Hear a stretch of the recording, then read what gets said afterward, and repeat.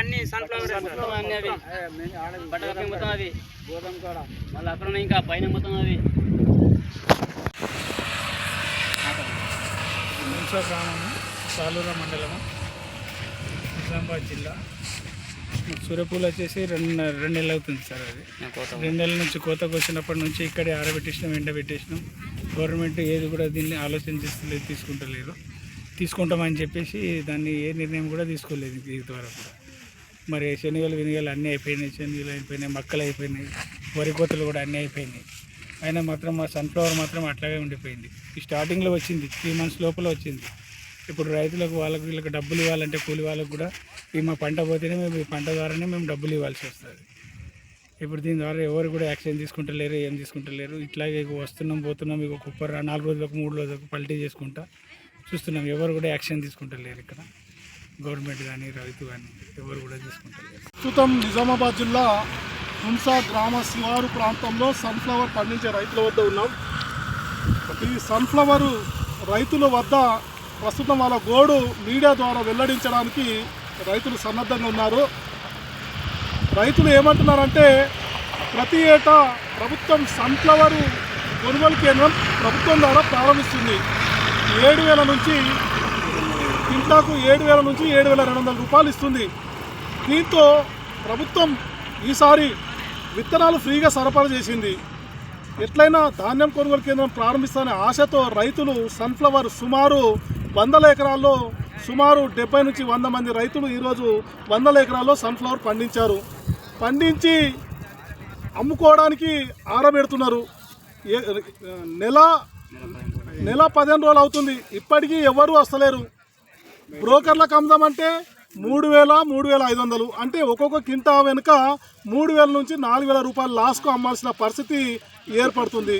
అయితే ఈ విషయం గురించి అధికారులు కానీ వీళ్ళ సమస్య పట్టించుకోవడానికి పాలకులు కానీ రాలేదని రైతులు బాధపడుతున్నారు. ఎమ్మెల్యే సుదర్శన్ రెడ్డి దగ్గర కూడా రైతులు పోయారంట. ఎమ్మెల్యే సుదర్శన్ రెడ్డి గారి దగ్గర పోయి ఈ సమస్య గురించి విన్నవించినప్పటికీ మాకు ఎలాంటి స్పందన లేదని రైతులు తమ గోడును విన్నవిస్తున్నారు. మరి వర్షం అయితే పడుతుంది, విత్తనాలు మాత్రం ఈరోజు లాస్ అయ్యే పరిస్థితి ఉంది. తడిసి ముద్దయితే మా నోట్లో మన్నుపడే పరిస్థితి ఉంది. మాకు నష్టం బారిన తెచ్చిన అప్పులు పెరిగి వడ్డీ పెరిగి ఆత్మహత్యలే శరణమని రైతులు అంటున్నారు. మరి ఈరోజు ఎమ్మెల్యే సుదర్శన్ రెడ్డి గారి దృష్టికి తీసుకెళ్ళినా ఇక అధికారులు అయితే జాడలేదు. అధికారుల సమస్య గురించి పట్టించుకున్న నాదులే లేరు. వ్యవసాయ శాఖ అధికారులు ఉన్నారు కానీ వాళ్ళు ఎప్పుడు వస్తారో ఎవరు తెలియదు. పంట వీరే పండించుకోవాలా, స్థలాలు ఉండయి, ఏముండయి, ఏం అమ్ముకోవాలంటే ఫస్ట్ నుంచి పంట పండినప్పటి నుంచి అమ్ముకునేదాకా ఒక్క అధికారి కూడా రావడానికి రైతు ఆవేదన వ్యక్తం చేస్తున్నాడు. ఏ అధికారి కూడా రాని పరిస్థితి ఉందంట. కానీ ఈరోజు ప్రభుత్వం ప్రతి ఏటా ఏ విధంగా అయితే ధాన్యం కొనుగోలు అంటే సన్ఫ్లవర్ ధాన్యం కొనుగోలు ప్రారంభిస్తుందో అదేవిధంగా కొనుగోలు కేంద్రం ప్రారంభించి 7,000 నుంచి 7,200 రూపాయలు గిట్టుబాటు ధర కల్పించి మమ్మల్ని ఆదుకోవాలి. లేని పక్షంలో ఈరోజు చాలా అధ్వాన పరిస్థితిలో ఉన్నాం. ఎంతోమంది రైతులు నెలన్నర నుంచి ఇబ్బంది పడుతూ ఈరోజు కొనుగోలు కేంద్రం గురించి ఎమ్మెల్యే ప్రారంభించి మాకు ఆదుకుంటారని ఎదురు చూస్తున్నారు. వీరి ఆశలు అడియాశలు కాకుండా వెంటనే ప్రారంభించి వీరిని ఆదుకోవాలని కోరుతున్నారు. లేకపోతే మాకు ఆత్మహత్యలే శరణమని రైతులు అంటున్నారు. ఇప్పుడు సుమారు సన్ఫ్లవర్ రైతులు ఎంతమంది ఉంటారు ఇక్కడ? దగ్గర నార్లోళ్ళు అంటే దగ్గర బాగానే ఉన్నారు సార్. ఒక 50-60 మంది ఉన్నారు ప్రజెంట్ అయితే. ఎన్ని ఎకరాలు? ఒక 200 ఎకరాలు రావచ్చు. అంటే ఈ సన్ఫ్లవర్ కాటాలు ఎప్పుడైనా స్టార్ట్ చేసిరా? ఇక్కడ కాటలు స్టార్టింగ్ చేశారు సార్. కాటలు నడుస్తాయి మాకు ఎప్పటికీ సొసైటీ ద్వారా నడుస్తుండే. ప్రజెంట్ ఏం చేసింది ఈ సంవత్సరం ఇంకా చాలు చేయలేదు. ఇంకా వాళ్ళు చాలు చేస్తామని రైతులకు చెప్పారు. మేము బయటనే వెళ్ళి ఎక్కడైనా మరి ఎక్కడైతే జరుగుతుందో గవర్నమెంట్ కాట అక్కడ మేము పోయి కాటా పెట్టుకుంటామంటే వీళ్ళు ఏమన్నారు అంటే ఇక్కడ కాటా వస్తుంది, ఖచ్చితంగా కాటా వస్తుంది అని ఇప్పటిదాకా ఆపుతున్నారు. దగ్గర 1.5 month అవుతుంది సార్. మేము కోత కూసి 1.5 month వస్తుంది. వర్షాలు వస్తున్నాయి, వర్షాలు వచ్చి తడుస్తున్నాయి. మళ్ళీ ఇంకా మేము అవి ఎండబెడుతున్నాము. దీనివల్ల దీని వెయిట్ అనేది బాగా లిబరం తగ్గిపోతుంది. అసలు వెయిట్ అనేది తగ్గిపోయి మాకు మొత్తం నష్టమే అవుతుంది. ఇక్కడ ఏ అధికారులు కూడా అస్సలు పట్టించుకుంటలేరు. మేము వచ్చి చెప్పినాం సొసైటీకి 4-5 సార్లు పోయినాం, సుదర్శన్ రెడ్డి సార్ దగ్గర కూడా 4-5 సార్లు పోయినాం. లేకుంటే మేమే ఇప్పుడు మొత్తం మాలు బురదలో పోసినట్టు అయిపోతాయి మాకు. అసలు ఎలాంటి లాభం ఉండదు.